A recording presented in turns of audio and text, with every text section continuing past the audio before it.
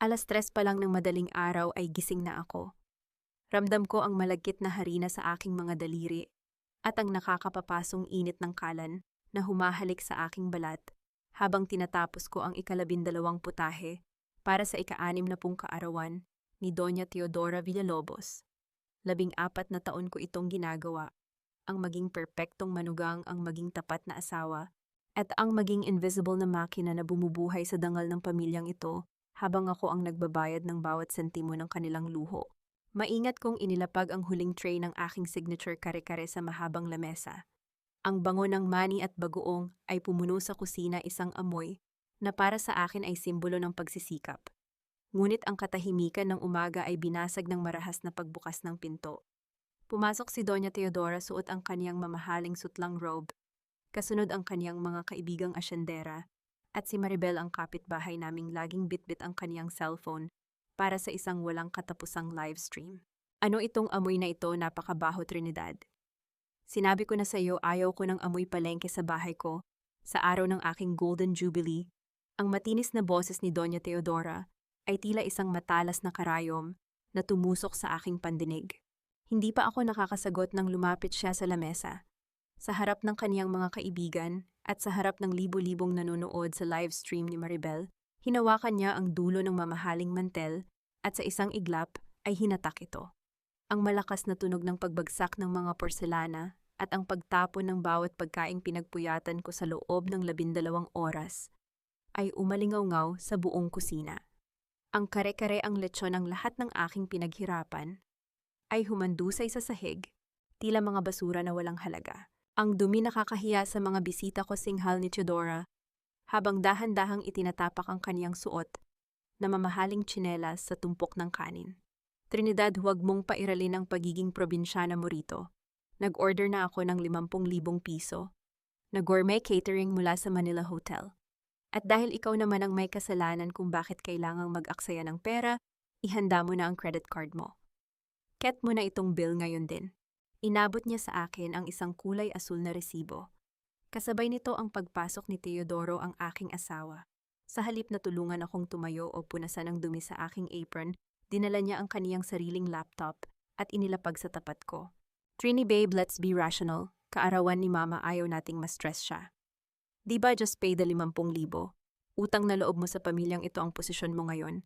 Isipin mo na lang na investment ito para sa image natin sa alta sosyedad, wika ni Teodoro, nang walang kahit anong panginginig sa boses. Nabalik lamang ang aking diwa nang marinig ko ang mahinang bungisngis ni Maribel sa gilid, habang itinutok ang kaisa-isang camera sa aking mukha. Ayan na mga kamarites. Ang chef bride natin mukhang kailangang mag-overtime sa trabaho para pambayad sa luho ng biyenan.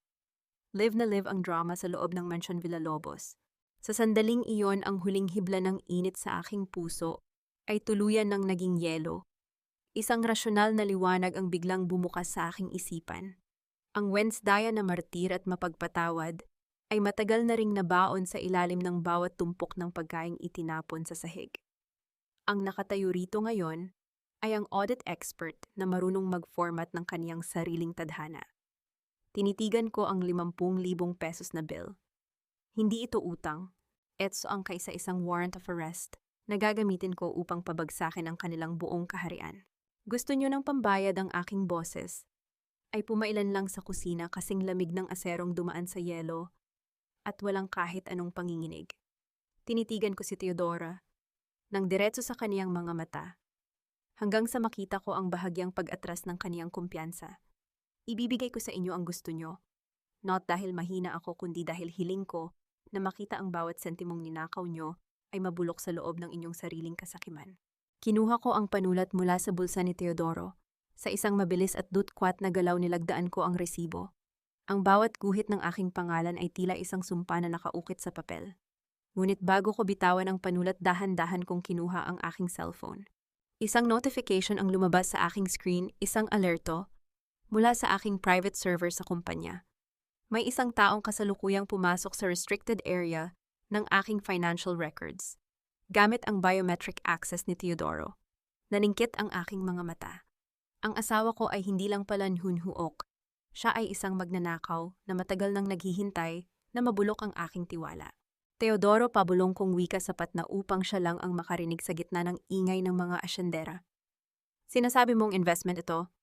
Well, check your technical audit. Ang card na ginamit ko para sa 50,000 piso na yan, it's not my personal account. I just linked it to the Villamor Corporate Debt Recovery Fund. In short, Teodoro Cayo ang nagbayad para sa sarili niyong kayabangan. Nanlaki ang mga mata ni Teodoro. Akma niyang hahablutin ang resibo nang mabilis akong tumalikod.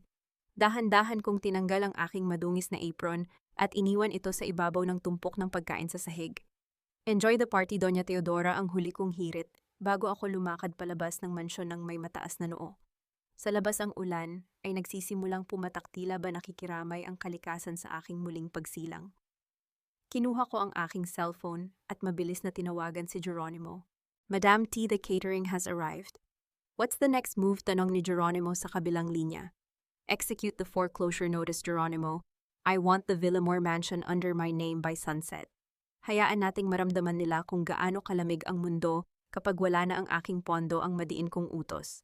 Ang cliffhanger ay ang biglang pag-vibrate ng aking relo ng may kakaibang pattern.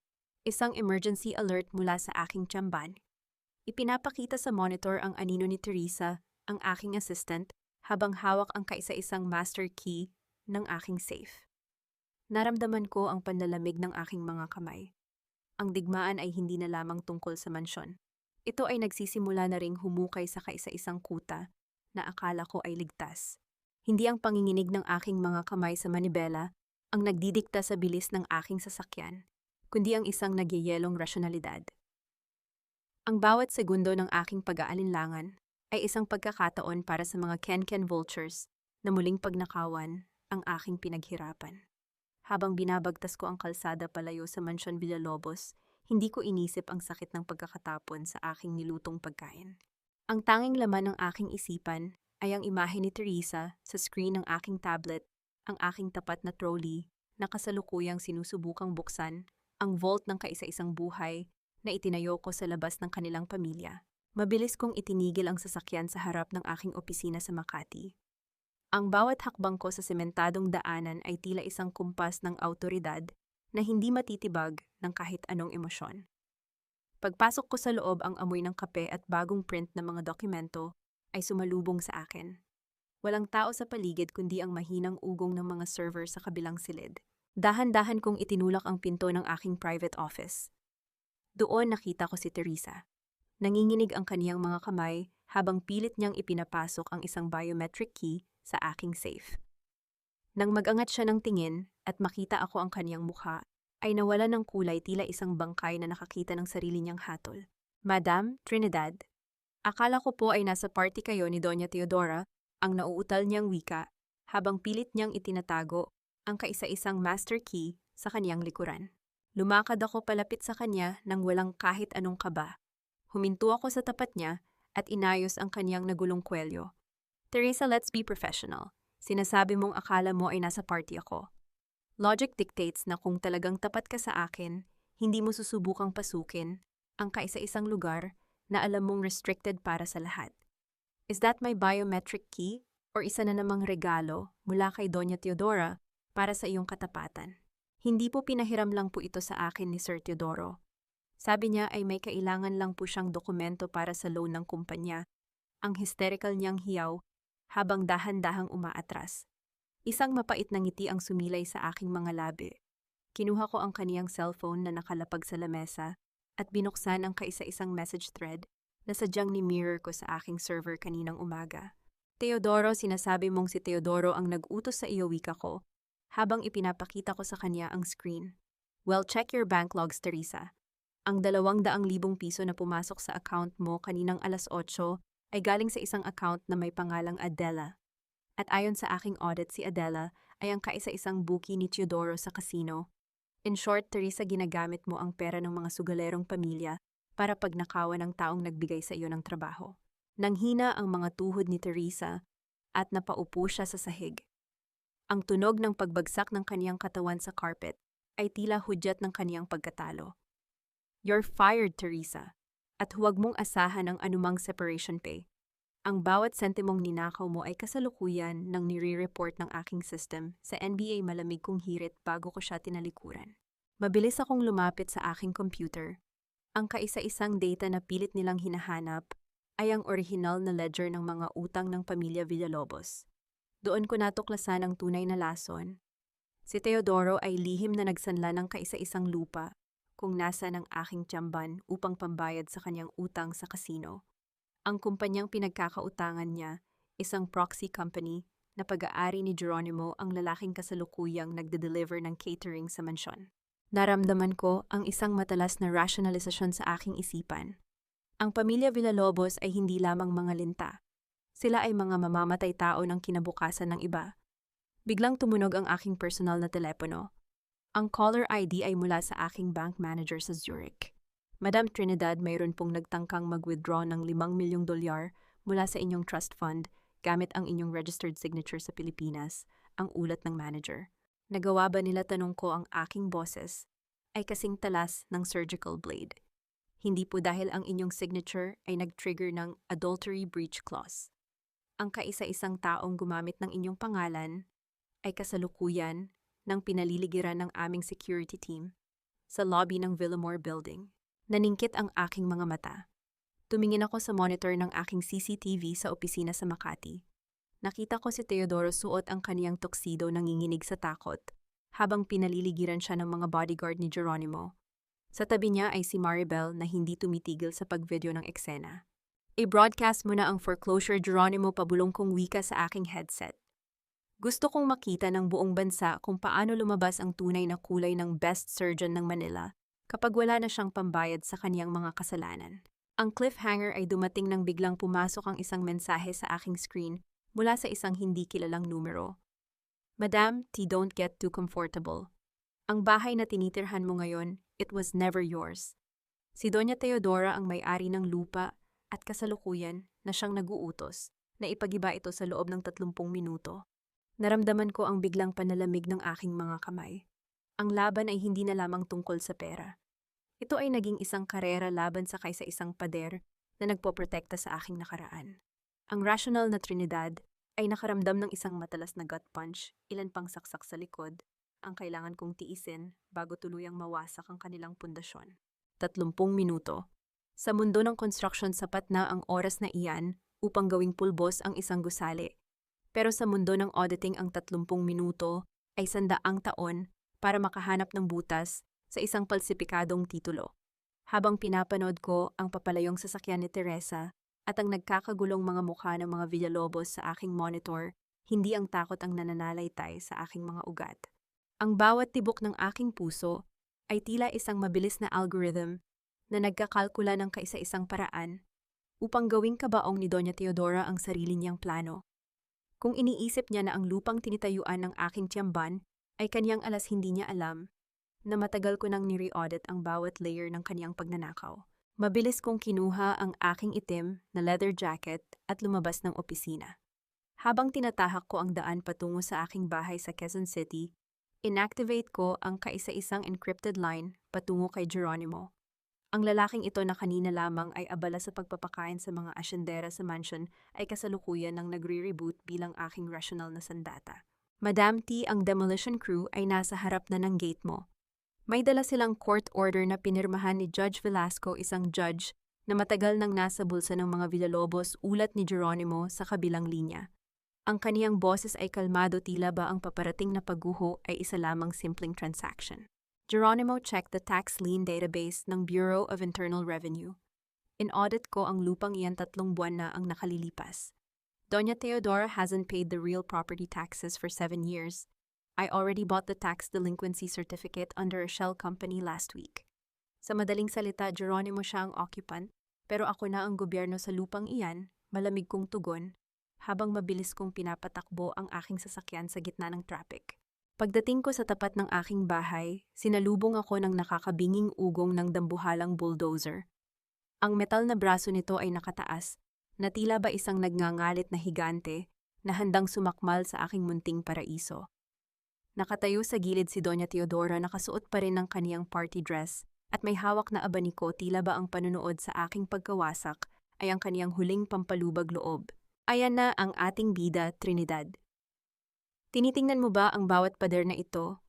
In exactly 5 minutes, ang bawat alaala mo rito ay magiging bahagi na ng basura ang matinis na hiyaw ni Doña Teodora, habang dahan-dahang lumalapit si Maribel sa kanya. Hindi pinapatay ang kaisa-isang camera na kasalukuyang nag-u-upload ng katarungan sa internet. Hindi ako bumaba ng sasakyan ng nagmamadali. Dahan-dahan kong kinuha ang aking tablet, inayos ang aking salamin, at bumaba ng may mataas na noo. Ang tunog ng aking matitigas na takong sa semento ay tila isang hatol na nagpatahimik sa bawat trabahador na naroon. Doña Teodora, let's be professional, panimula ko. Ang boses ko ay pumailan lang sa gitna ng ingay ng makina kasing talas ng isang surgical blade. Sinasabi mong ikaw ang may-ari ng lupang ito. Check your technical logic. Ang bawat sentimetro ng lupaing ito ay kasalukuyan ng nasa ilalim ng state seizure dahil sa iyong utang sa buwis.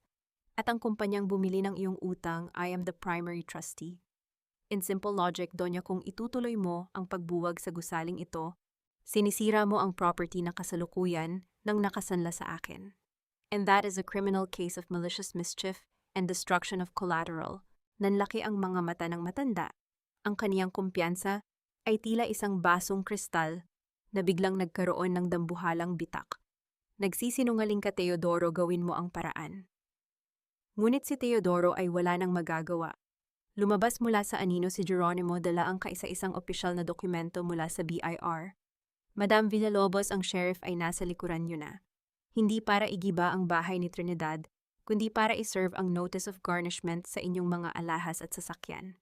Naramdaman ko ang isang matinding kwikam nang makita ko ang dahan-dahang pagbagsak ng abaniko ni Doña Teodora sa putikan. Ang marites na si Maribel ay hindi malaman kung sino ang itatampok sa kaniyang video, ang matandang senyora na kasalukuyan nang namumutla sa hiya o ako ang babaeng nakatayo ng tuwid sa harap ng bulldozer. Dahan-dahan akong lumapit kay Geronimo. Salamat, attorney, o dapat ba kitang tawaging Villalobos? Napatigil si Geronimo sa pag-aayos ng kaniyang suit. Tinitigan niya ako ng may misteryosong ngiti. Nalaman mo na rin pala, Trinidad. Yes, I am the son they threw away. Ang lihim na anak ni Esteban Villalobos sa kaisa-isang katulong na pinilit nilang patahimikin. Ginamit mo ako para isalba ang bahay mo at ginamit kita para tuluyang makuha ang kaisa-isang trono na ipinagkait sa akin. Naramdaman ko ang isang matalas na rationalization sa aking isipan. Ang lalaking itinuring kong kakampi ay mayroon ding sariling mitsa na handang sumabog. Isang alyansa ng mga lobo, isang laro, na ang nakataya ay hindi na lamang pera, kundi ang mismong hininga ng katarungan. Ang cliffhanger ay dumating nang biglang mag-flash ang cellphone ni Doña Teodora sa loudspeaker. Isang live announcement ang lumabas mula sa kaniyang kaisa-isang foundation. To our dear donors, in honor of our 60th anniversary, Trinidad Roxas has officially pledged to donate 1 million pesos every month to the Villalobos Golden Care Foundation. The contract was digitally signed just now. Nanigas ang aking buong pagkatao. Ang digital signature na sadyang ninakaw ni Teresa kanina ay kasalukuyan ng ginagamit upang ubusin ang huling pondo na itinabi ko para sa aking bagong simula. Ang rational na Trinidad ay nakaramdam ng isang matalas na gut punch. Paano ko lalabanan ng isang kontratang ako mismo ang sadyang pumirma sa paningin ng batas? Tumingin ako kay Geronimo at sa unang pagkakataon, nakita ko ang kislap ng pagkakanulo sa kaniyang mga mata. The game has just evolved, Trinidad. Ready for the next audit. Hindi ang 1,000,000 pisong donation na inanunsyo ni Doña Teodora ang nagpapakaba sa aking sistema, kundi ang rasyonal na kaisipang ang bay ng mga ken-ken na ito ay masyadong kampante sa kanilang mga maruming laro. Habang nakatingin ako sa mapanuyang mukha ng aking biyenan sa screen, naramdaman ko ang isang nagyayelong kwikam. Ang bawat sentimong balak nilang hututin sa akin ay magsisilbing mitya ng kaisa-isang pagsabog na tuluyan ng magbubura sa pangalang Villalobos sa mapa ng Manila. Kung akala nila ay nagtagumpay sila gamit ang aking nakaw na lagda, hindi nila alam na ang bawat digital signature ko ay mayroong nakabaon na self-destruct protocol. Sa sandaling pumasok ito sa isang illegal na server. Trinidad, babe, huwag mo na kaming pahirapan. Let's be rational. Para naman ito sa image ng pamilya. 1,000,000 piso kada buwan, maliit na halaga iyan kumpara sa dangal na ibinibigay ni Mama sa iyo, ang malambing ngunit nakalalasong tinig ni Teodoro mula sa kabilang linya ng aking radyo. Hindi ko siya sinagot. Sa halip pumasok ako sa loob ng aking sasakyan at mabilis na kinonekta ang aking tablet sa global server ng Roxas Logistics. Ang aking mga daliri ay mabilis na lumipad sa keyboard, tila ba nag-a-audit ng isang kaluluwang matagal nang nabulok. Geronimo, check the foundation's registration number. In-audit ko na ang Villalobos Golden Care nung nakaraang buwan pa. It's a ghost foundation na sadyang ginagamit upang ilaunder ang mga utang ni Teodoro sa casino. At ang kaisa-isang board member nito, walang iba kundi si Teresa. Malamig kong wika habang pinapaandar ko ang makina. Biglang bumukas ang pinto sa gilid ng driver's seat. Pumasok si Teodoro suot ang kaniyang kagalang-galang na suit, pero amoy na amoy ang alak at laso ng kaniyang kataksilan. Akma niyang hahablutin ang aking tablet nang mabilis kong itinaas ang aking kanang kamay. Huwag mong subukang hawakan ang sirkito na hindi mo naiintindihan, Teodoro. Masyadong mahal ang repair fee ng iyong dignidad. Kapag sinira ko ito ngayong gabi, ang aking boses ay kasing talas ng surgical blade. Trini, stop this. Ibigay mo sa akin ang access code sa insurance payout mo. Kailangan iyon ni Mama para sa kaniyang golden dress sa party mamaya. Utang na loob mo sa amin ang status mo kaya huwag kang maging madamot ang pasigaw niyang hiyaw. Isang gaslighting na sadyang paulit-ulit na tila sirang plaka. Isang mapait na ngiti ang sumilay sa aking mga labi. Dahan-dahan kong kinuha ang aking cellphone at pinindot ang kaisa-isang contact sa aking listahan ng kaniyang bookie sa casino. Hello, Sir Adela, narito po sa tabi ko si Teodoro Villalobos. Sinasabi niya sa aking meron na siyang pambayad sa 2 milyong pisong talo niya sa bakarat kagabi. Pakihanda na po ang inyong mga tauhan sa labas ng Villamore Building, mahinahon kong wika, bago ko pinutol ang tawag. Nanlaki ang mga mata ni Teodoro. Ang kaniyang panginginig ay nagsimula ng lumitaw mula sa kaniyang mga daliri. Anong ginawa mo, papatayin nila ako? Logic dictates na kapag kumuha ka ng utang, kailangan mo itong bayaran. In-audit ko ang priority list ko, Teodoro, at hindi ka kasama sa kailangang isalba, malamig kong tugon. Pinilit kong iliko ang sasakyan patungo sa isang madilim na kanto kung nasaan ang kaisa-isang taguan ni Teresa. Doon nakita ko ang aking dating assistant na kasalukuyang inililipat ang mga kahon ng mamahaling gamot mula sa aking supply chain patungo sa isang hindi kilalang van. Ang amoy ng laso ng pagtataksil ay tila mas naging matapang sa gitna ng kadiliman. Geronimo, are you recording this? Pabulong kong tanong sa aking headset.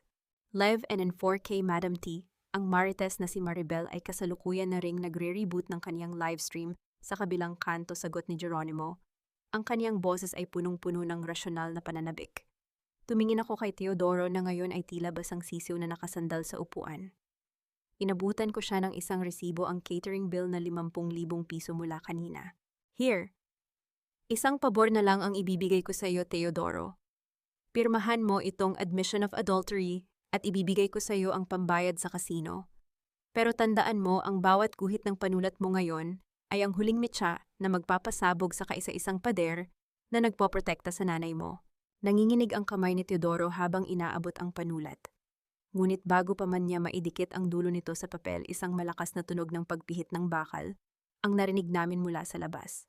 Pinaligiran ng aming sasakyan ng 3 itim na van. Bumaba si Doña Teodora, nakasuot ng kaniyang pinakamagarang alahas, ngunit ang kaniyang mga mata ay nanlilisik sa kabaliwan. Trinidad.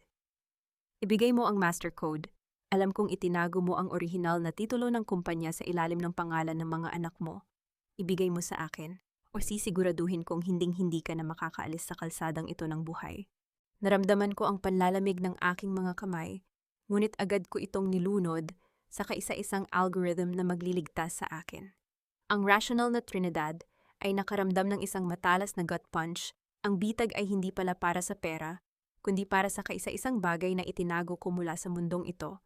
Ang cliffhanger ay ang dahan-dahang paglabas ni Teresa mula sa anino, hawak ang isang maliit na device na nagre-reflect ng pulang ilaw sa aking dibdib. Sabi ko sa iyo, Trinidad, ang audit ay hindi natatapos sa papel. Minsan kailangan mo ring i-audit ang distansya ng mitya sa iyong puso. Naningkit ang aking mga mata habang tinititigan ko ang countdown sa device ni Teresa. 10 segundo na lang ang natitira bago tuluyan nang mag-offline ang kaisa-isang hininga ng aking kalayaan. 9, 8, 7. Ang bawat pagkurap ng pulang ilaw sa aking dibdib ay tila bawat tahi sa puso ko na dahan-dahang napipigtas, Ngunit sa gitna ng nakaambang pagsabog, hindi ang takot ang nananalaytay sa aking mga ugat, kundi ang isang nagyayelong rasyonalidad. Ang bawat banta ay may kaukulang sirkito at ang bawat mitsa ay may butas na ako mismo ang nagdisenyo. Tinitigan ko ang nanlilisik na mga mata ni Teresa sa labas ng bintana. Ang Wednesday na martir ay matagal ko nang ibinaon sa ilalim ng bawat tumpok ng pagkain na itinapon nila. Ang nakaupo rito ngayon ay ang reynang handang i-format ang buy ng mga trader na ito bago pa man umabot sa zero ang timer. Ibigay mo ang master code, Trinidad. Isang pindot ko lang nito at sabay-sabay kayong magiging abo ni Teodoro, ang hysterical na hiyaw ni Teresa. Ang kaniyang kagalang-galang na anyo bilang assistant ay tuluyan nang naglaho na palitan ng isang nakapangingilabot na kabaliwan. Mabilis kong inabot ang aking tablet na nakatago sa ilalim ng upuan. Teresa, check your technical audit. Panimula ko ang aking boses ay kasing talas ng isang surgical blade. Sinasabi mong hawak mo ang detonator. Logic dictates na ang bawat wireless device sa loob ng 10 metrong radius ng sasakyang ito ay kasalukuyan ng nasa ilalim ng aking frequency override. Look at your device. Napatigil si Teresa. Ang pulang ilaw sa kanyang remote ay biglang naging asul na sinundan ng isang matalas na tunog ng pagpihit ng kuryente. Ang countdown sa aking dibdib ay biglang huminto sa eksaktong 3 segundo. Anong ginawa mo, ang nauutal na tanong ni Teresa habang pilit niyang pinipindot ang button, ngunit wala na itong silbi. I didn't just buy the company, Teresa. I built the firewall of my own life, malamig kong tugon. Habang binubuksan ko ang pinto ng sasakyan at lumalabas ng may mataas na noo, inayos ko ang aking blazer at lumakad palapit sa kanya. Fired ka na, remember? At sa mundong ito, ang mga fired employees ay walang karapatang humawak ng kahit anong alas laban sa kanilang boss. Sa isang mabilis at dutkwat na kilos, ibinigay ko sa kanya ang isang malakas na sampal, isang rational na sampal na sadyang inilaan ko para sa 5 taon ng kaniyang pagkukunwari. Ang tunog ng aking palad na tumama sa kaniyang pisngi ay umalingaw-ngaw sa tahimik na kanto na sinundan ng kaniyang pagbagsak sa semento. Iyan ay para sa pagtatangkang pagnanakaw sa kaisa-isang safe ko, madiin kong wika. Lumingon ako kay Doña Teodora na kasalukuyang nakatayo sa tabi ng kaniyang van, nanginginig sa galit at takot. Ang kaniyang mga alahas ay kumikinang sa ilalim ng mga streetlight, tila ba mga bituing malapit ng maglaho sa bukang liwayway.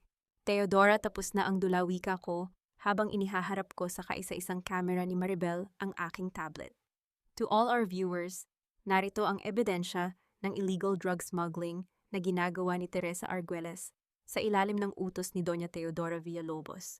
Ang mga kahon na nakikita nyo sa van na yan, it's not medicine. It's a chemical precursor para sa mga illegal na laboratorio sa labas ng Maynila.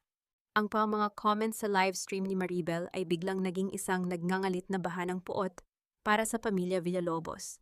Ang bawat marites sa bansa ay kasalukuyan nang sumasaksi sa ganap na pagbagsak ng kaisa-isang reyna ng corruption. Pumasok ang mga opisyal ng National Bureau of Investigation mula sa kadiliman ang tunog ng mabilis na paglalagay ng posas kay Teresa at sa mga tauhan ni Teodora ay naging huling musika para sa gabing ito. Trinidad, hindi mo ito magagawa sa akin. I am a Villalobos, ang singhal ni Doña Teodora, habang pilit siyang inilalayo ng mga awtoridad, ngunit binaliwala ko siya. Lumapit sa akin si Teresa duguan, ang labi ngunit may suot na isang mapanuyang ngiti sa gitna ng kaniyang pagkatalo. Akala mo ba nanalo ka na, Trinidad? In-audit mo ba ang bawat selula sa loob ko? Buntis ako, Trinidad. At ang dinadala ko ay ang kaisa-isang lehitimong tagapagmana ng pamilya Villalobos na hinding-hindi mo kayang i-audit sa system mo. Naramdaman ko ang panalamig ng aking mga daliri. Tumingin ako kay Teodoro, na ngayon ay nakatayo sa likuran ko, hindi makatingin ng diretso sa aking mga mata. Ang rational na Trinidad ay nakaramdam ng isang matalas na gut punch. Ang kataksilan ni Teodoro ay mayroon palang bunga na kailanman ay hindi ko na isama sa aking mga investment plan. Is it true, Teodoro, ang pabulong kong tanong? Hindi siya sumagot. Ang kaniyang pananahimik ay ang kaisa-isang kumpirmasyon na kailangan ko. Ang cliffhanger ay ang biglang pagpasok ng isang notification sa aking tablet. Mula sa kaisa-isang private investigator ni Geronimo Madam T, we found another record. Ang bata sa Singapore, hindi siya kay Serafina. It was a decoy.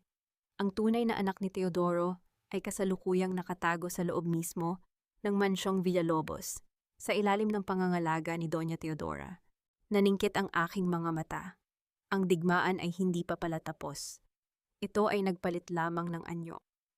Ang mansyon na akala ko ay kukunin ko bilang yaman, ay isa palang dambuhalang bunker ng mga lihim na kailanman, ay hindi ko inakalang mabubuksan.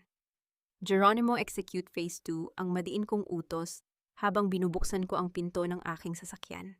Pupunta tayo sa mansyon. At sisiguraduhin kong sa gabing ito, ang tanging matitirang pader ay ang pader ng katarungan. Hindi ang kaba ang nagpapabilis sa tibok ng aking puso habang dahan-dahan kong itinutulak ang dambuhalang pintuan ng Mansyon Villamor, kundi ang isang nagyayelong rasyonalidad. Ang bawat hakbang ng aking matitigas na takong sa marmol na sahig ay tila isang kumpas ng kamatayan para sa Bay Group ng mga kasinungalingang itinayo sa ilalim ng bubong na ito. Pinagmamasdan ko ang paligid ang mga chandelier na ako ang nagbayad. Ang mga painting na ako ang pumili, lahat ay kasalukuyan ng minamarkahan ng mga sheriff ng foreclosed. Sa paningin ng mundo, binabawi ko ang aking yaman. Pero sa paningin ko, nililinis ko ang kaisa-isang basurahan na sadyang kinalakihan ko bilang asawa. Trinidad, you have no right. Ang mansyong ito ay ang kaluluwa ng aming pamilya. Ang pasigaw na hiyaw ni Doña Teodora na kasalukuyang pilit na kumakawala sa pagkakahawak ng mga pulis sa gitna ng sala. Ang kaniyang buhok ay magulo na at ang kaisa-isang perlas sa kaniyang leeg ay tila ba naging isang mabigat na kadena. Huminto ako sa tapat niya at dahan-dahan kong inayos ang kaniyang nagulong kwelyo. Walang kahit isang panginginig sa aking kamay. Ang kaluluwa ng pamilya mo, Donya, ay matagal nang nakasanla sa kasino. Logic dictates na ang isang bahay na itinayo sa nakaw na pera ay hindi matatawag na tahanan. It's a crime scene. At naparito ako para tapusin ang investigasyon. Trini, please, let's be rational. For the sake of our history, huwag mong gawin ito sa harap ng media, ang pabulong na pagsusumamo ni Teodoro. Nakatayo siya sa isang sulok mukhang lantang gulay na nawalan na ng kaisipang ipagtanggol ang sarili. Tinitigan ko siya ng may matinding indifference. History. Our history was a bad investment, Teodoro. In-audit ko na ang bawat gabi nating magkasama at nalaman kong ang bawat I love you mo ay may katumbas na wire transfer patungo sa account ni Serafina. Ngayon, pag-usapan natin ang kaisa-isang discrepancy na hindi mo maipaliwanag. Nasaan ang batang itinago niyo sa ilalim ng mansyong ito? Nawala ng kulay ang mukha ni Teodoro. Ang kaniyang panga ay dahan-dahang nanginig. Anong bata wala kaming itinago?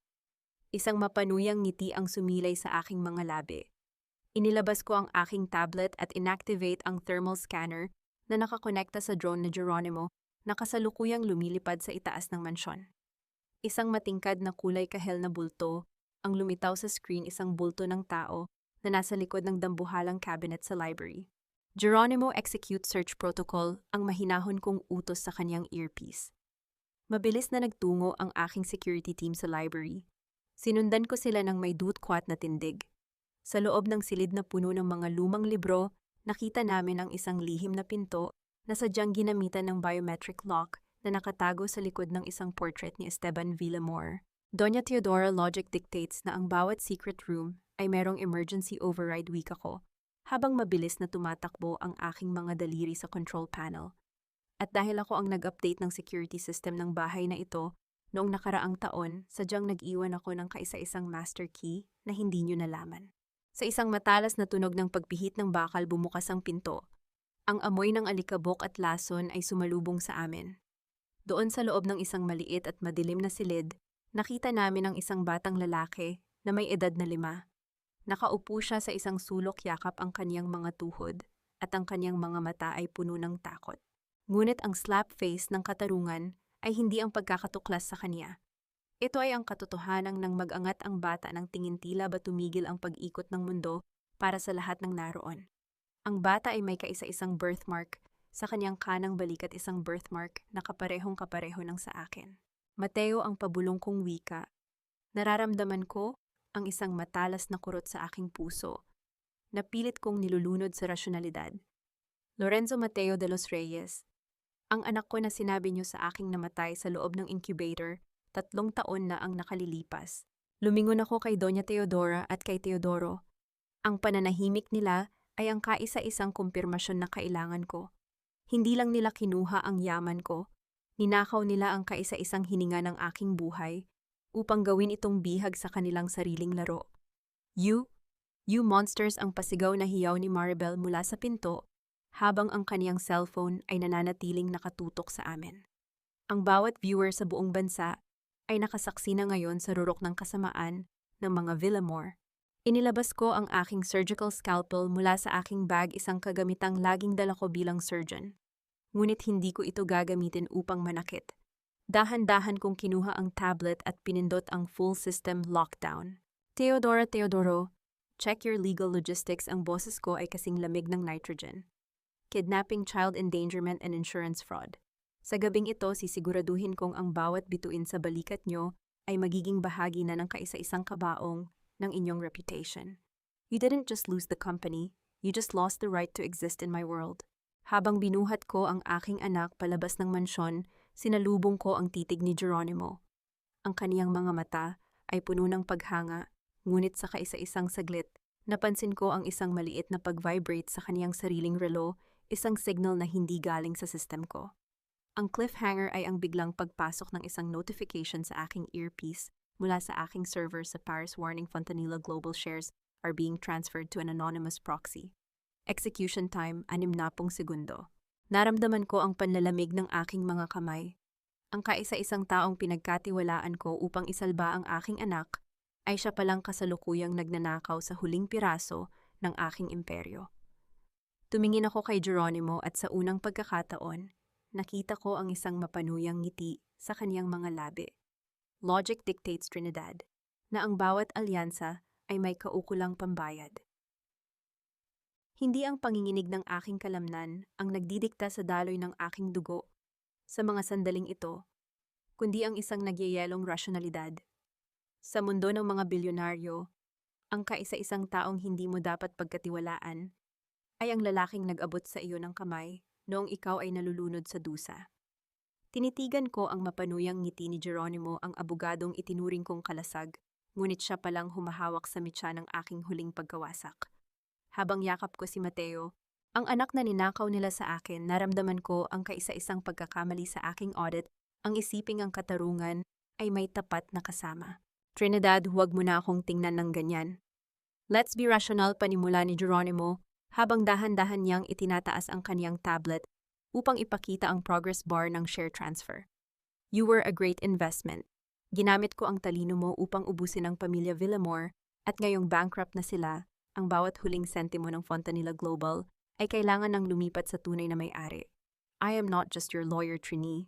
I am the silent partner of the Roxas family's rival, ang pamilyang sadyang nagpabagsak sa tatay mo 30 taon na ang nakalilipas. Naramdaman ko ang mabilis na pagtibok ng aking puso, ngunit agad ko itong nilunod sa isang rational na quaicam.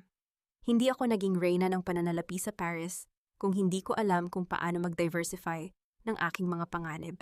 Sinasabi mong ikaw ang bagong may-ari. Geronimo, ang aking boses ay pumailan lang sa loob ng magulong mansyon kasing talas ng isang surgical blade. Check the transaction protocol muli. Akala mo ba ay papayagan kitang humawak sa master codes ko nang hindi ko muna ina-audit ang iyong katapatan?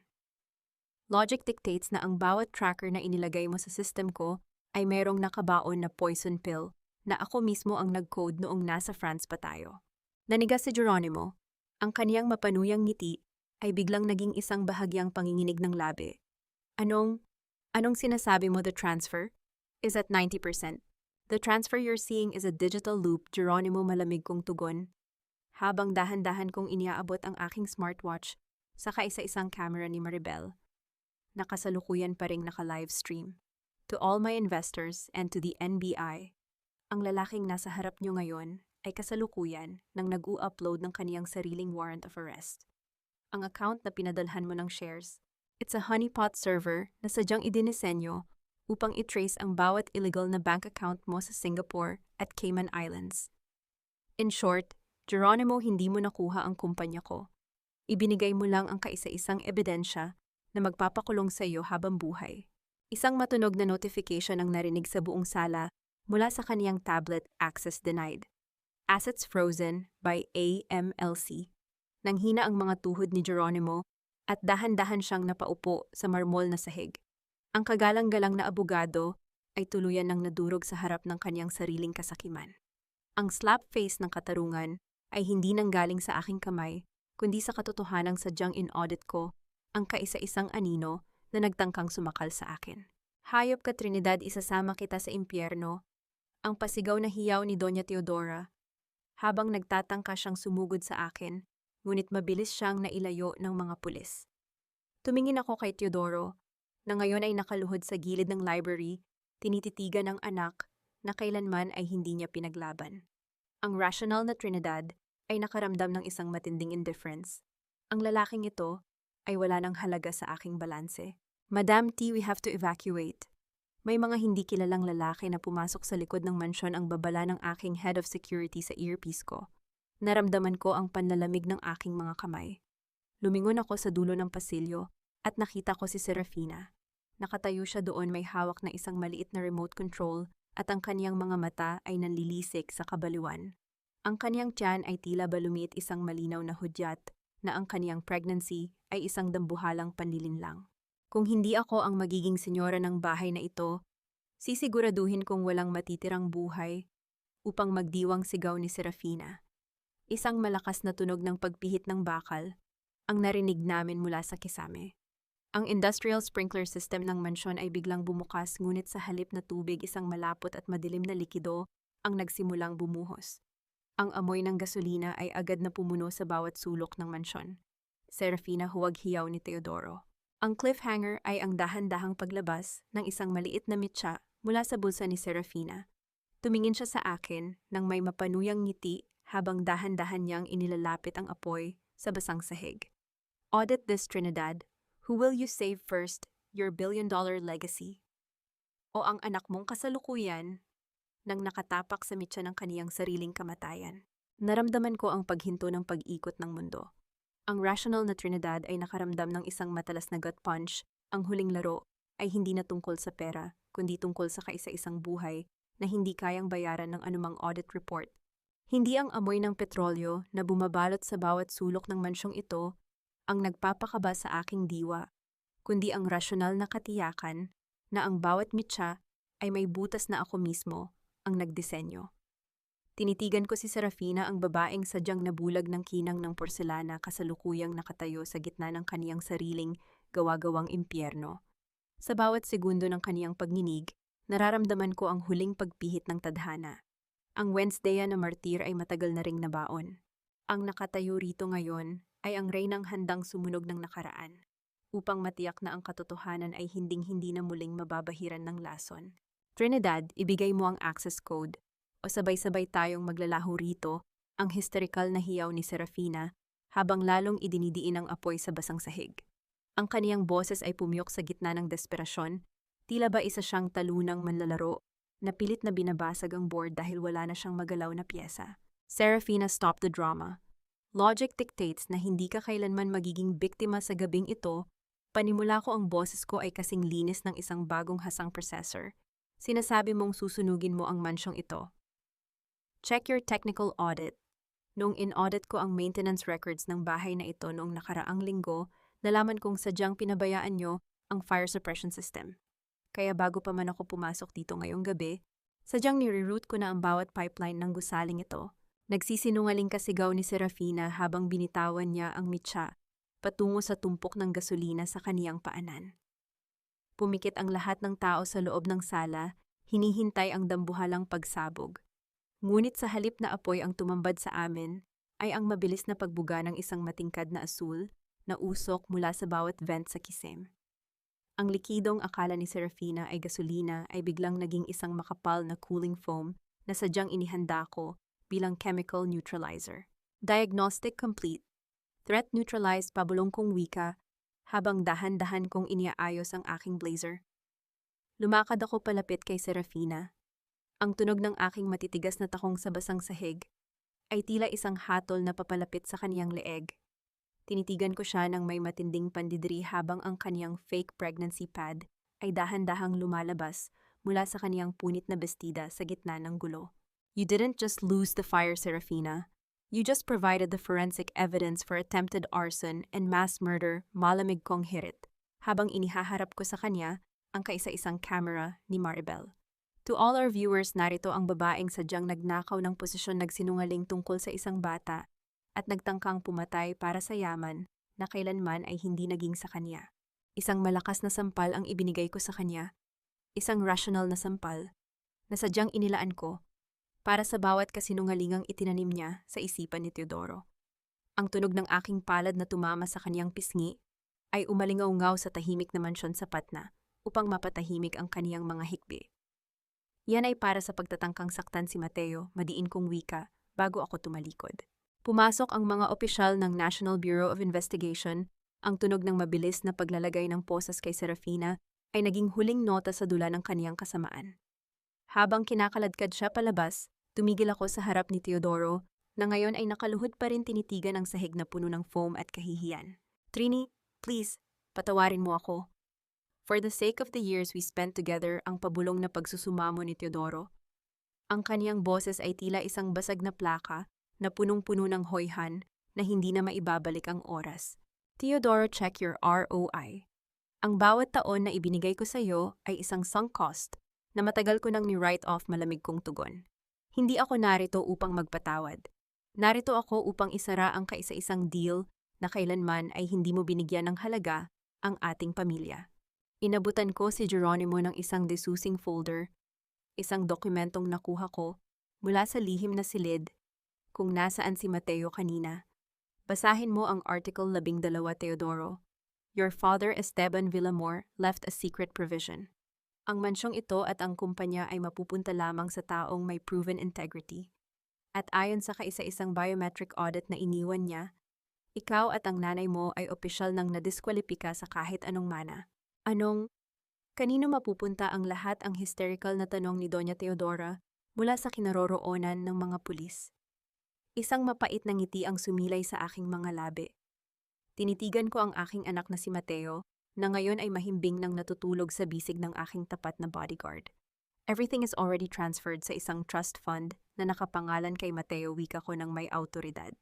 At ang tagapangalaga ng pondo yon ay ang taong kailanman ay hindi niyo mamanipula ako. Nang tuluyan ng malinis ang mansyon mula sa mga traidor, lumapit sa akin si Geronimo.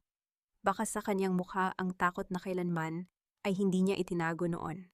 Madam T, may isa pang dokumento sa loob ng vault, bulong ni Geronimo. Inabot niya sa akin ang isang lumang itim na notebook. It's your father's original research diary. At sa huling pahina may nakasulat na isang babala na magbabago sa bawat plano nyo para sa Roxas Logistics. Naramdaman ko ang biglang panlalamig ng aking mga kamay. Binasa ko ang huling linya ng aking ama, huwag mong pagkakatiwalaan ang lalaking may suot na singsing ng mga Roxas. Dahil siya ang tunay na arkitekto ng factory explosion. Dahan-dahan kong ibinaling ang aking tingin sa kamay ni Geronimo. Doon sa kaniyang hintuturo, nakita ko ang isang gintong singsing na may selyo ng pamilya Roxas, isang selyong kaparehong-kapareho nang nakita ko sa mga manipulated documents 6 na taon na ang nakalilipas. Ang cliffhanger ay ang tunog ng mabilis na pag-vibrate ng aking relo. Isang notification mula sa aking server sa Paris, ang lumitaw warning security breach at Fontanilla HQ, unauthorized access by user Geronimo. Naningkit ang aking mga mata habang tinititigan ko. Ang lalaking kasalukuyang nakatayo sa tabi ko may suot na isang misteryosong ngiti. Na tila ba kanina pa niya alam na mababasa ko ang bawal na pahinang iyon. Audit complete, Trinidad, pabulong na wika ni Geronimo, habang ang tunog ng pagpihit ng kaniyang sariling armas mula sa likuran niya ay naging kaisa-isang musika sa loob ng tahimik na mansyon. Huwag mong mabitawan ang baril na iyan, Geronimo. Mas matalas ang bawat sirkito na ako mismo ang nag-layout sa loob ng relo mo kaysa sa bakal na sadyang idinidiin mo sa aking tagiliran. Rational na pag-iisip, attorney. Akala mo ba ay papayagan kitang tumayo sa tabi ko sa loob ng 3 taon nang hindi ko muna ina-audit ang bawat himaymay ng iyong katapatan? Sa mundong ito, ang pag-ibig ay isang variable na madaling mamanipula. Ngunit ang digital footprint ng isang mamamatay tao ay hinding-hindi nagsisinungaling. Ang tinig ko ay kasing lamig ng aserong dumaan sa yelo habang nakatitig ako sa monitor ng aking relo. Hindi ako nanginginig. Ang Wednesday na marunong matakot ay matagal na ring nabaon sa ilalim ng aspalto ng nai. Ang nakatayo rito ngayon ay ang Reynang handang i-overwrite ang bawat programang sadyang idinisenyo para sa kaniyang pagkawasak. Tinitigan ko ang mapanuyang ngiti ni Geronimo, ang lalaking nagpanggap na aking kalasag, ngunit siya palang humahawak sa mitya ng aking huling pagkawasak. Trinidad, let's be professional. You were a great investment. Panimula ni Geronimo ang kaniyang baritonong boses ay tila isang malambing na lason sa loob ng tahimik na silid. Ginamit ko ang talino mo upang ubusin ang pamilya Villamor. At ngayong bankrupt na sila, ang bawat huling sentimo ng Fontanilla Global ay kailangan ng lumipat sa tunay na may-ari. I am the silent partner of the Roxas family's rival, ang pamilyang sadyang nagpabagsak sa tatay mo 3 dekada na ang nakalilipas. Ibigay mo sa akin ang master code para sa Paris server or sisiguraduhin kong ang anak mo ang magiging unang biktima ng aking final solution. Dahan-dahan kong inilapag ang itim na notebook sa lamesa. Isang matalim na ngiti ang sumilay sa aking mga labi, isang ngiting tanging ang mga taong handang sumugal sa tadhana ang nakakaunawa. Geronimo, o kung sino ka man sa likod ng maskarang iyan. Check your technical logic. Wika ko, ang boses ko ay kasing talas ng isang surgical blade. Sinasabi mong hawak mo ang Paris headquarters. Well, check the login credentials na ginamit mo kanina. Ang bawat byte ng data na pilit mong ninanakaw ay kasalukuyan ng nireroute ng aking system patungo sa isang honeypot server sa Interpol. You didn't just breach my security, Geronimo. You just signed your own digital confession. Nanigas ang panga ni Geronimo. Ang kaniyang kumpiyansa ay tila isang basong kristal na biglang nagkaroon ng dambuhalang bitak.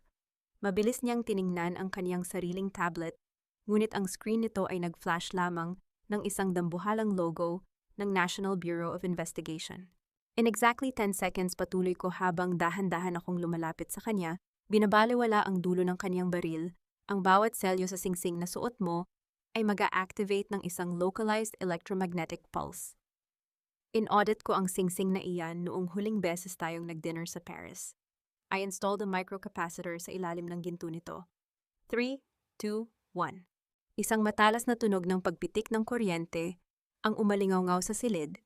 Napabitaw si Geronimo sa kaniyang armas nang manginig ang kaniyang buong braso dahil sa tindi ng boltahe na nanggaling sa kaniyang sariling singsing. Ang baril ay tumama sa marmol na sahig ng may mabigat na tunog na sinundan ng kaniyang pagbagsak sa kaniyang mga tuhod. Pumasok ang mga elite SWAT team mula sa bawat pinto ng mansyon. Ang tunog ng mabilis na paglalagay ng posas kay Geronimo ay naging huling nota sa kabanata ng kaniyang katrayduran. Habang kinakaladkad siya palabas, tinitigan ko siya ng walang kahit anong bakas ng awa. Ang slap face ng katarungan ay hindi dumarating sa anyo ng isang sampal, kundi sa ganap na pagkawasak ng kaisa-isang pader na nagpoprotekta sa kaniyang pangalan. You're a monster, Trinidad, ang singhal ni Geronimo habang pilit siyang kumakawala. Hindi ako monster, Geronimo. I am just a mother who finally finished the audit of her life. Ang huli kong hirit bago ko siya tuluyan tinalikuran. Niyakap ko si Mateo ng mahigpit. Ang init ng kaniyang maliit na katawan ay tila muling bumuo sa bawat bitak ng aking pagkatao. Naramdaman ko ang kaniyang mahinang paghinga sa aking leeg, isang ritmo na mas mahalaga kaysa sa bilyon-bilyong halaga ng aking imperyo. Ngunit sa gitna ng aking pasasalamat, lumapit sa akin si Teresa, ang dating trolley na kasalukuyan na ring pinupusasan. Ang kaniyang mukha ay punong-puno ng takot at pagsisisi. Madam Trinidad, patawad ang pabulong at nanginginig na tinig ni Teresa. Hindi lang si Geronimo ang may lihim. Ang tatay niyo, bago siya pumanaw sa laboratorio, may iniwan siyang huling mensahe sa loob ng incubator ni Lorenzo. It's a coordinate. Sa isang lihim na facility sa Batanes, kung nasaan ang tunay na lunas na kaisa-isang hiling niya para sa inyo. Naramdaman ko ang panalamig ng aking mga kamay. Ang digmaan ay hindi pa pala tapos. Ito ay nagpalit lamang ng dimensyon. Ang kaisa-isang pamana ng aking ama ay maaaring ang siyang huling susi sa aking ganap na kalayaan. Ang cliffhanger ay ang biglang pagtunog ng isang malakas na alarm mula sa aking tablet. Isang live feed ang lumitaw mula sa Batanes facility. Ipinapakita sa monitor ang isang pamilyar na bultong lalaki na dahan-dahang naglalakad sa gitna ng mga high-tech na kagamitan, isang lalaking may suot na kagalang-galang na puting gown at ang kaniyang mukha ay kaparehong-kapareho ng mukha ng aking yumaong ama. Madam T, may isang unauthorized user na kasalukuyang nag-a-access sa Project Phoenix ang malamig na ulat ng aking AI sa earpiece ko. And the biological match is 99.9% identical to your father, nanigas ang aking buong pagkatao. Ang bawat sirkito ng aking logic ay tila nakahanap ng isang discrepancy na hindi nito kayang i-process. Ang katarungan ay narito na ngunit ang katotohanan ay kasalukuyan pa lamang na nagre-reboot. Geronimo, sino ang lalaking nasa monitor ang pause kong tanong sa kawalan?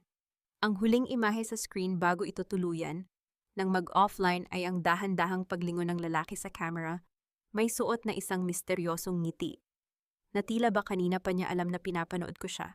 Hindi ang bilis ng mga elis ng helicopter patungong Batanes ang nagpapakaba sa akin, kundi ang isang nagyayelong rasyonalidad. Ang DNA ay hindi nagsisinungaling, pero ang mga tao ay dalubhasa sa paggawa ng mga huwad na katotohanan. Tinitigan ko ang screen ng aking tablet habang binabagtas namin ang madilim na kalangitan. Ang lalaking nasa monitor, ang mukhang iniyakan ko gabi-gabi sa loob ng 6 na taon, ay kasalukuyan nang binubuksan ang kaisa-isang sirkito na magkokontrol sa buong pharmaceutical supply ng bansa. Kung ang tatay ko ay buhay, ibig sabihin ang bawat luhang ibinuhos ko ay isang lason na siya mismo ang nagtanim. Madam T, we are entering the Batan's airspace. Ang facility ay nakatago sa ilalim ng mga dambuhalang bangin ng sabtang ulat ng aking pilot. Ang kaniyang boses ay punong-puno ng tensyon, ngunit nanatiling matatag ang aking pagkakahawak sa aking tactical gear. Execute the silence protocol, pilot. Huwag kang gagamit ng radar. Gagamitin natin ang infrared navigation na ako mismo ang nag-code malamig kong utos. Sa tabi ko si Mateo ay mahimbing na natutulog, walang kamalay-malay na ang kaniyang lolo. Ang lalaking dapat ay bayani ng aming pamilya ay maaaring ang siyang tunay na huling kontrabida sa dula na ito. Paglapag namin sa isang lihim na helipad sa gitna ng mga naglalakihang bato, ang malamig na hangin ng Batanes ay tila isang malakas na sampal sa aking muka. Lumakad ako patungo sa entrance ng facility. Ang bawat hakbang ko sa sementadong sahig ay naglalabas ng matatalas na alingawngaw, tila ba isang orasan na nagbibilang ng huling audit ng aking buhay.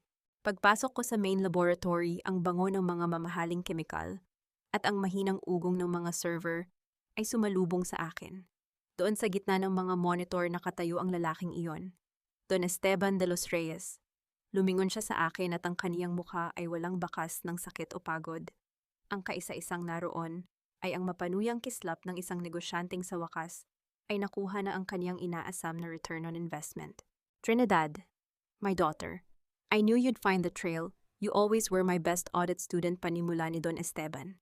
Ang kaniyang boses ay kasing tamis ng asukal, ngunit kasing pait ng lason na pumatay sa dangal ko. Nanatili akong nakatayo ng tuwid. Walang panginginig sa aking kamay habang iniaangat ko ang aking tablet. Papa, o baka dapat kitang tawaging Subject Zero. Logic dictates na ang isang lalaking nagpanggap na patay sa loob ng 6 na taon ay hindi nagmamahal kundi nagmamasid. Sinasabi mong in-audit ko ang trail. Well, check your technical logs muli. Ang Project Phoenix na kasalukuyan mong ina-access. I already corrupted the core files 10 minutes before I landed. Nanlilisik ang mga mata ni Esteban. Ang kaniyang kumpiyansa ay biglang naging isang dambuhalang takot. Anong ginawa mo? I am a financial and medical engineer, Papa. Nakalimutan mo yata ang kaisa-isang lesson na itinuro mo sa akin. Always have a fallback plan laban sa kaisa-isang taong marunong magtraidor. Malamig kong tugon habang lumalapit ako sa kanya. Ang tunog ng aking matitigas na takong ay tila hatol ng katarungan. Sinasabi mong ginamit mo ako upang linisin ang pamilya Villamor Nomer. Ginamit kita upang lumabas ka sa anino mo. Ang bawat tulong ni Geronimo, ang bawat bitag ni Teodora, alam kong ikaw ang arkitekto sa likod ng lahat. You let them bully me. You let me rot in grief just to see if I was strong enough to inherit your dirty empire. Isang malakas na sampal ang ibinigay ko sa lalaking nagluwal sa akin. Isang rasyonal na sampal na punong-puno ng 6 na taon ng aking pait. Ang tunog ng aking palad na tumama sa kaniyang pisngi ay umalingaw sa buong lab, sapat na upang mapatahimik ang kaniyang bawat kasinungalingan. Hindi mo ako ginawang Reyna Esteban. Ginawa mo akong biktima ng sarili mong kasakiman madiin kong wika. At sa gabing ito, sisiguraduhin kong ang huling audit report na babasahin mo ay ang iyong warrant of arrest mula sa Interpol. Trinidad, huwag hiyaw ni Esteban habang pilit niyang pinipindot ang manual override sa kaniyang console. The system is linked to the life support of the hospital in Manila. Kapag pinindot ko ito, hindi lang ang kumpanya ang mawawala. Isasama ko ang bawat pasyenteng ginagamitan ng ating makina. Naramdaman ko ang panlalamig ng aking mga kamay, ngunit agad ko itong nilunod sa kaisa-isang algorithm na magliligtas sa amin. Ang rational na Trinidad ay nakaramdam ng isang matalas na gut punch. Ang bitag ay hindi pala para sa kumpanya, kundi para sa kaisa-isang konsensya na natitira sa akin. Ang cliffhanger ay ang dahan-dahang pagpula ng bawat monitor sa laboratorio. Isang countdown ang lumitaw, 60 seconds. Choose Trinidad. Ang katarungan mo o ang huling hininga ng 500 pasyente sa Maynila. Ang mapanuyang hiyaw ni Esteban habang dahan-dahan siyang umaatras patungo sa emergency exit. Tumingin ako sa tablet pagkatapos ay sa aking ama. Ang digmaan ay kasalukuyan pa lamang na nagre-reboot, 50 segundo, 49. Ang bawat pagkurap ng pulang numero sa monitor ay tila bawat taga ng itak sa aking huling hibla ng pasensya. Ngunit sa loob ng malamig na laboratoryong ito sa Batanes, hindi ang takot ang nananalaytay sa aking mga ugat, kundi ang isang nagyayelong rasyonalidad. Tinitigan ko ang mapanuyang tawa ni Don Esteban, ang lalaking nagbigay sa akin ng buhay, ngunit siya ring nagnanakaw ng hininga ng libu-libong tao sa gabing ito. Kung inisip niya na ang kaisa-isang kahinaan ko ay ang aking konsensya, ituturo ko sa kanya na ang isang reynang gawa sa asero ay hindi kailanman nagpapasakal sa isang blankong banta. Trinidad, binibilang ko ang bawat segundo. Ibigay mo na ang master key. Isang pindot ko lang at ang kaisa-isang ospital na ipinagmamalaki mo ay magiging isang dambuhalang sementeryo. Ang pasigaw na hiyaw ni Esteban habang dahan-dahan siyang umaatras patungo sa armored exit. Ang kaniyang kagalang-galang na boses ay tuluyan ng napalitan ng isang nakapangingilabot na kabaliwan. Dahan-dahan kong inangat ang aking tablet. Walang kahit anong panginginig sa aking kamay. Papa, let's be professional. Sinasabi mong kontrolado mo ang life support sa Manila. Check your network topology muli. Akala mo ba ay papasok ako rito nang hindi ko muna ina-audit ang kaisa-isang sirkito na nag-uugnay sa Batanes at Makati? Isang mapait na ngiti ang sumilay sa aking mga labi habang mabilis na tumatakbo ang aking mga daliri sa screen. The moment na pinalipad ko ang aking private jet, kaninang madaling araw inactivate ko na ang Fontanilla Aegis. Ang bawat life support system sa St. Jude at Villamor Hospital ay kasalukuyan nang tumatakbo sa isang independent satellite grid na hindi kayang abutin ng iyong malware. In simple logic, Papa, ang pinindot mo kanina ay hindi ang mitya ng kamatayan ng mga pasyente. It was a decoy command na sadyang idinisenyo ko upang i-lock ang bae sa isang pinto na balak mong labasan. Isang matalas na tunog ng pagpihit ng mga mekanikal na trangka ang umalingaw-ngaw sa buong laboratorio. Ang armored exit sa likuran ni Esteban ay biglang nagsara ng kusa na sinundan ng tunog ng pagkakandado ng mga bakal na shutter sa bawat bintana. Anong ginawa mo, ang nauutal na tanong ni Esteban, habang desperado niyang hinahampas ang bakal na pinto. I didn't just trap you, Esteban. I archived you, malamig kong tugon habang lumalapit ako sa kanya. Ang tunog ng aking matitigas na takong sa sementadong sahig ay tila huling hatol ng katarungan. Inaudit ko ang bawat dumi ng Project Phoenix. Alam ko na ang tunay na lunas na nadiskubre ni Jace at Jada sa Paris ay sadyang hinaluan mo ng mga addictive substances upang gawing bihag ang bawat pasyenteng gagamit nito. You weren't building a medicine, you were building a monopoly of addiction. Sa isang dutkwat na kilos iniharap ko ang screen ng tablet sa kaisa-isang surveillance camera ng facility to the Interpol and the National Bureau of Investigation. Ang lalaking nakikita niyo ngayon ay si Don Esteban de los Reyes, ang tunay na arkitekto ng factory explosion 6 na taon na ang nakalilipas at ang mastermind sa likod ng malawakang biological sabotage. Execute the warrant. Ngayon na. Ang sampal ng katarungan ay dumating nang biglang bumukas ang kisame ng laboratorio. 3 itim na helicopter ng Special Action Force.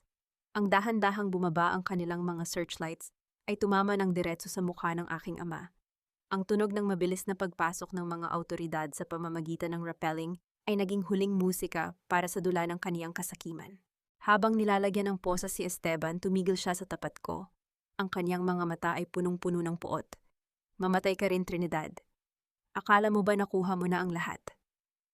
May isang huling dokumento sa loob ng kaisa-isang safe sa Paris. Isang dokumentong magpapatunay na ang mga anak mo ay hindi lehitimong tagapagmana. Tinitigan ko siya ng walang kahit anong bakas ng awa. The only thing that is not legitimate, Esteban, is your existence in my life. Mula sa gabing ito ang pangalang De Los Reyes ay muli kong lilinisin sa pamamagitan ng pagbubura sa bawat bakas mo. Nang kalad ka rin siya palabas, inayos ko ang aking blazer at lumakad patungo sa kinaroroonan ni Mateo. Ang aking anak ay dahan-dahan nang nagmumulat ng mata. Ang kaniyang munting ngiti nang makita ako ay ang kaisa-isang pambayad na kailangan ko para sa lahat ng paghihirap na dinanas ko. Naramdaman ko ang unang bugso ng ganap na kapayapaan sa aking dibdib. Ngunit sa gitna ng aking pasasalamat, isang pamilyar na bulto ang lumitaw mula sa anino ng helicopter ni Geronimo, nakakalapag lang sa labas. Si Javier Villamor, nakasuot siya ng kaniyang lumang military uniform, ngunit wala na ang kaniyang mga bituin sa balikat. Trini, tapos na ang lahat. I gave my full testimony sa NBI kaninang umaga, ang pabulong niyang wika habang lumalapit siya sa akin. Gusto ko lang humingi ng pagkakataon na maging isang ama sa kambal. I'll leave everything. I'll work as a simple mechanic sa airport niyo, basta hayaan mo lang akong makita sila. Tinitigan ko ang lalaking naging bahagi ng aking bawat pangarap noon, ngunit ngayon ay tila na lamang isang aninong sadyang nilalamon ng sikat ng araw. Isang rational na desisyon ang kailangan kong gawin. Ang cliffhanger ay ang dahan-dahang pag-abot ko ng isang envelope kay Javier. Hindi ito sulat ng pagmamahal. Ito ay isang contract of permanent exile. Pirmahan mo ito, Javier, malamig kong wika, habang ang tunog ng pagpihit ng pinto ng aking eroplano ay nagbababala ng aming huling paglipad. If you sign this, I will pay for your father's medical treatment until his last breath. Pero sa kapalit, hinding-hindi mo na kailanman matatapakan ang lupang kinaroroonan ng aking mga anak. Choose now. Ang utang na loob mo sa pamilya mo o ang huling piraso ng iyong dignidad. Naningkit ang aking mga mata habang tinititigan ko ang kaniyang nanginginig na kamay sa ibabaw ng panulat. Ang katarungan ay narito na, ngunit ang huling sirkito ay kasalukuyan pa lamang na nagsasara. Hindi ang tunog ng pagpihit ng panulat ni Javier sa ibabaw ng papel ang nagbigay sa akin ng katahimikan, kundi ang rational na pagtanggap na ang bawat sugat ng nakaraan ay isa lamang entry error na kasalukuyan ko nang itinatama. Pinanood ko ang kaniyang nanginginig na kamay habang nilalagdaan niya ang kaniyang sariling habambuhay na pagpapatapon sa ibang bansa. Sa paningin ng mundo, ako ay isang malupit na babaeng naghihiganti. Ngunit sa paningin ko, ako ay isang arkitekto na tinitiyak na ang pundasyon ng kinabukasan ng aking mga anak ay malinis, matatag, at wala nang kahit isang bakas ng lason mula sa pamilya Villamor. Dahan-dahang kinuha ni Javier ang kaniyang huling hininga bilang bahagi ng aking buhay. Inabot niya sa akin ang folder, ang kaniyang mga mata ay puno ng luhang hindi ko kailanman binigyan ng halaga. Salamat, Trini. Salamat sa pagliligtas kay Lolo Severino, pabulong niyang wika bago siya tuluyang inakay ng mga marshals patungo sa eroplanong magdadala sa kanya palayo sa Pilipinas habang buhay. Hindi ko siya nilingon, tinalikuran ko ang tarmac ng Batanes at lumakad ako patungo sa aking sariling jet. Ang bawat hakbang ko sa sementadong daanan ay tila isang maringal na marcha ng tagumpay. Sa loob ng eroplano, naroon si Lorenzo mahimbing na natutulog sa tabi ni na Jace at Jada. Ang kaisa-isang pamilyang sadyang pinatigas ng unos ngayon ay ligtas na sa piling ng isa't isa. 6 na buwan ang mabilis na lumipas. Ang ingay ng Makati ay naging isang payapang ritmo sa aking buhay.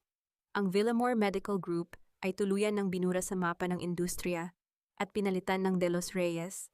Fontanilla International, isang kumpanyang pinapatakbo ng logic, integridad at tunay na serbisyo para sa mga biktima ng illegal human trials. Dinala ako ng aking mga paa sa loob ng New Bilibid Prison para sa isang huling audit. Sa likod ng malamig na rehas, nakita ko si Doña Teodora. Wala na ang kaniyang mamahaling perlas. Ang kaisa-isang hiyas na natitira sa kanya ay ang kaniyang orange na uniforme na tila ba naging kabaong ng kaniyang kayabangan. Sa kabilang selda, naroon si Serafina, ang kaniyang mukha ay nabalutan na ng mga bitak ng desperasyon, pilit na humihingi ng pabor sa bawat taong dumadaan. Trinidad, anak, maawa ka, ang hiyaw ni Teodora nang makita ako. Ibalik mo ang mansyon, kahit ang garden lang, para may mapuntahan ako kapag nakalabas ako. Tinitigan ko siya ng blangko. Inayos ko ang aking blazer at iniharap ang aking tablet sa kanya. Logic dictates na ang mga magnanakaw ay walang karapatang mamili ng kanilang bilangguan, Donya. Ang mansyong sinasabi mo, in-audit ko na ang lupa niyan at nalamang sadyang ninakaw niyo lang din iyon sa mga magsasaka ng Negros. I already converted it into a public shelter for abandoned mothers. You didn't lose a home, Theodora. You just returned what was never yours. Hindi ko na hinintay ang kaniyang susunod na sigaw. Lumakad ako palabas ng bilangguan, ang bawat hakbang ko ay puno ng awtoridad na hindi na kailanman muling mayayanig. Sa labas, sinalubong ako ng sikat ng araw at ng bango ng kalayaan. Nagtungo ako sa rooftop ng aking bagong ospital. Doon sinalubong ako ni Lorenzo at ng kambal. Ang aking mga anak ay lumalaking rasyonal, matalino, at higit sa lahat malaya. Mula sa anino ng kanilang mga lolo at lola, lumapit sa akin si Lorenzo at yumakap ng mahigpit. "Mommy, look, the sun is so bright today." Ang masaya niyang wika. Hinalikan ko ang kaniyang noo, ninanamnam ang kapayapaang ako mismo ang nagpanday. "Yes, Lorenzo. Dahil tayo na ang may-ari ng sarili nating bukang liwayway." Inilabas ko ang aking lumang singsing sa kasal. Mula sa aking bulsa ang huling simbolo ng aking pagkakatali sa pamilya Villamor. Tinitigan ko ang brilyante nito sa huling pagkakataon bago ko ito inihulog sa loob ng isang dambuhalang furnace ng laboratorio na kasalukuyang tumutunaw ng mga lumang metal. Ang tunog ng apoy na tumutupok sa ginto ay naging huling musika ng aking paghihiganti. Tapos na ang paniningil, papabulong ko sa hangin habang pinagmamasdan ko ang malayang paglipad ng isang medical drone sa kalangitan. Ang katarungan ay hindi isang regalo na hinihintay nating ibigay ng tadhana. Ito ay isang kontrata na kailanman ay hindi natin dapat hayaang mapirmahan ng maling tao.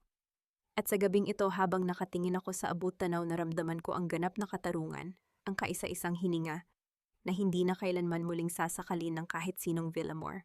Inayos ko ang aking blazer tangan, ang kamay ng aking 3 bituin, at naglakad kami patungo sa isang kinabukasan na walang kahit isang discrepancy.